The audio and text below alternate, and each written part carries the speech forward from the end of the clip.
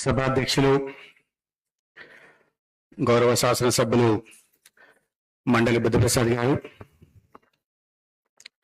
ఆంధ్రప్రదేశ్ మాత్రమే కాకుండా యావత్తు భారతదేశంలో తనకంటూ ఒక ప్రత్యేక స్థానాన్ని తెచ్చుకోవడమే కాకుండా తెలుగు వారికి ఒక గుర్తింపు, తెలుగువారు ఎవరు చూసినా మన వాళ్ళు అనుకునేలాగా ఒక వ్యక్తిత్వాన్ని నిర్మించుకున్న మాజీ ఉపరాష్ట్రపతి వర్యులు పెద్దల వెంకయ్యనాయుడు గారికి, మా అందరికీ అసెంబ్లీలో హెడ్ మాస్టర్, శాసనసభ స్పీకర్ పెద్దల అయ్యన్న పాత్రుడు గారికి, సహచర మంత్రివర్యులు, మేమందరం చాలా ఆప్యాయంగా కూటమి సూరం బాబు అని పిలుచుకునే నాకందరూ దుర్గేష్ గారికి, గౌరవ శాసనసభ్యులు బోండా ఉమామహేశ్వర గారికి, గడ్డ రామోహన్ గారికి, వేదిక మీద ఉన్న ఇతర పెద్దలకి, ఇవాళ శ్రీ మండలి వెంకటకృష్ణారావు గారి శత జయంతి ఉత్సవాల్లో పాల్గొంటున్న ప్రముఖులందరికీ నమస్కారం. నాకు కొన్ని విషయాలు తెలుసు, కొన్ని విషయ పరిజ్ఞానం ఉంది అని అనుకుంటూ ఉంటాం. నేను కూడా ఈ విషయాలు చాలా పెద్ద పెద్ద వారితో పనిచేశాను కాబట్టి కాస్త విషయాలు తెలుసు అని అనుకుంటా అని భ్రమల్లో ఉండేవాడిని. కానీ కొన్నిసార్లు ఎంత అజ్ఞానంలో ఉన్నామో తెలుస్తూ ఉంటుంది. నాకు మండలి వెంకటకృష్ణారావు గారి గురించి, ఎందుకంటే రాయలసీమ ప్రాంతం నుంచి బయట ప్రాంతాల్లో ఎక్కువ ఉన్నాను కాబట్టి వారి గురించి నాకు తెలిసినంత వరకు ఎమ్మెల్యేగా పనిచేశారు, మంత్రిగా పనిచేశారు.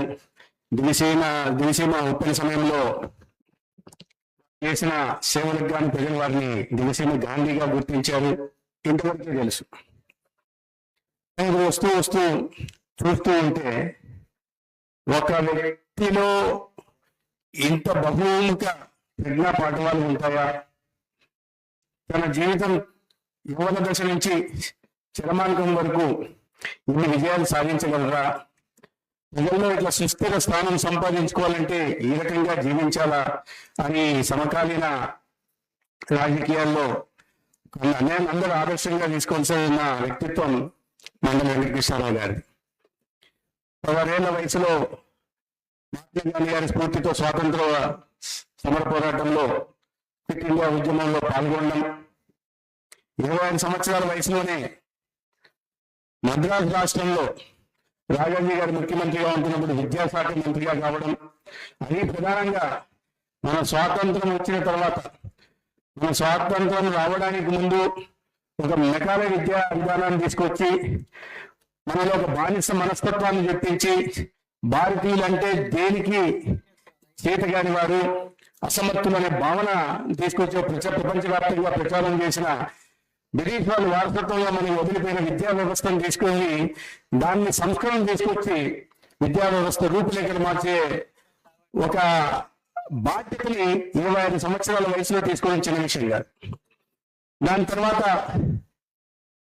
1957లో పార్లమెంట్ సభ్యులుగా ఎన్నికలు కావడం, తర్వాత మన రాష్ట్రానికి వెనక్కి వచ్చి 62లో మళ్ళీ శాసనసభ్యులుగా ఎన్నిక కావడం, మళ్ళీ 67లో పార్లమెంట్ చూశాను, అసెంబ్లీ చూశాను, గ్రామాలు కూడా చూద్దామనే ఉద్దేశంతో మళ్ళీ జిల్లా పంచాయతీ అధ్యక్షుడిగా ఆనాడు మచిలీపట్నం జిల్లాకి, కృష్ణా జిల్లాకి అధ్యక్షుడిగా కావడం, తర్వాత 1972 ఇప్పుడే ఉమామహేశ్వర గారు చెప్తున్నారు, ఒక అసెంబ్లీకి ఇండిపెండెంట్ గా గెలవడం అనేది ఎంత కష్టమైన పనో అర్థం చేసుకోవచ్చు.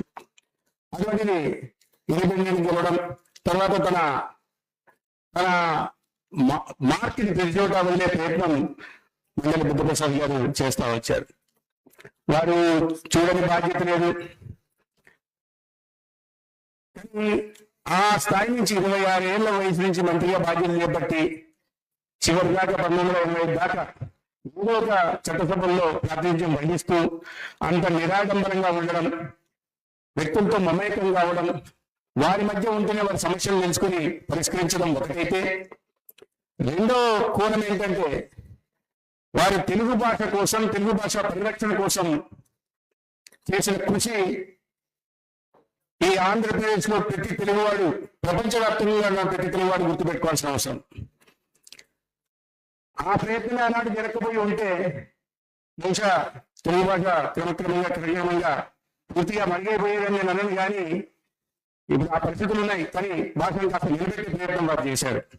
ఎవరు ఊహించిన విధంగా తెలుగు భాష పరిరక్షణ కోసం, అంటే తెలుగు భాషను పరిరక్షించాలి అని ఒక పని మొదలు పెట్టారంటే భాషతో ముడిపడి ఉన్న మన సంస్కృతిని, సంప్రదాయాన్ని, వారసత్వ సంపదను కూడా పరిరక్షించే కార్యక్రమం వారు చేశారు.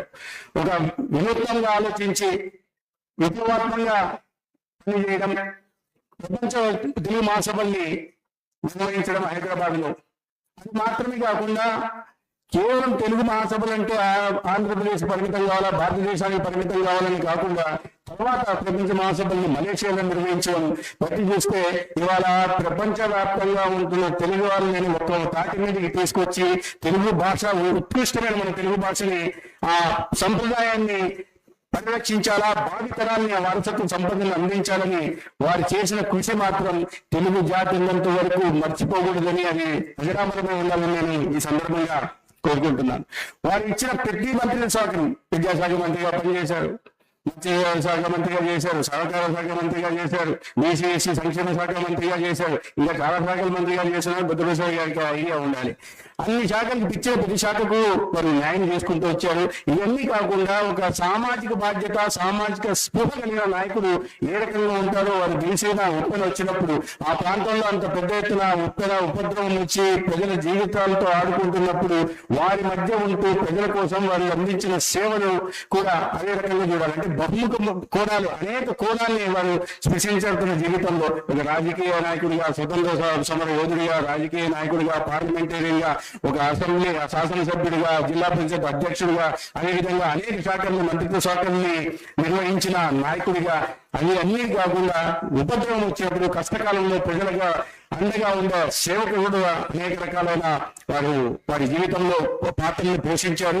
అటువంటి వ్యక్తి, అటువంటి నాయకుడు శత జయంతి ఉత్సవాన్ని అధికారికంగా రాష్ట్ర ప్రభుత్వం నిర్వహించిన సందర్భంగా నేను గౌరవ ముఖ్యమంత్రి చంద్రబాబు నాయుడు గారికి ధన్యవాదాలు తెలియజేసుకుంటూ, అదేవిధంగా వారి విగ్రహాన్ని కూడా ఇవాళ ఆవిష్కరించడానికి మండలి భూపతిసారి గారు కారణమైతే పర్యాటక శాఖ మంత్రిగా ఉంటూ సాంస్కృతిక శాఖ మంత్రి కన్నూరు దుర్గేష్ గారికి కూడా ధన్యవాదాలు తెలియజేసుకుంటూ, ఇటువంటి కార్యక్రమంలో ఒక అతిథి ఏ రకంగా ఉండాలంటే మనం ఆలోచిస్తే మండలి వెంకటకృష్ణారావు గారి లాంటి నాయకుడి శత జయంతి ఉత్సవాల్లో ముఖ్య అతిథిగా ఉండాల్సిన వ్యక్తి అంటే నాకు తెలిసి ఏ రాష్ట్రంలో, తెలుగు రాష్ట్రాల్లో భూతద్దం పెట్టి చూసినా వినిపించే ఒకే ఒక పేరు వెంకయ్య నాయుడు గారు.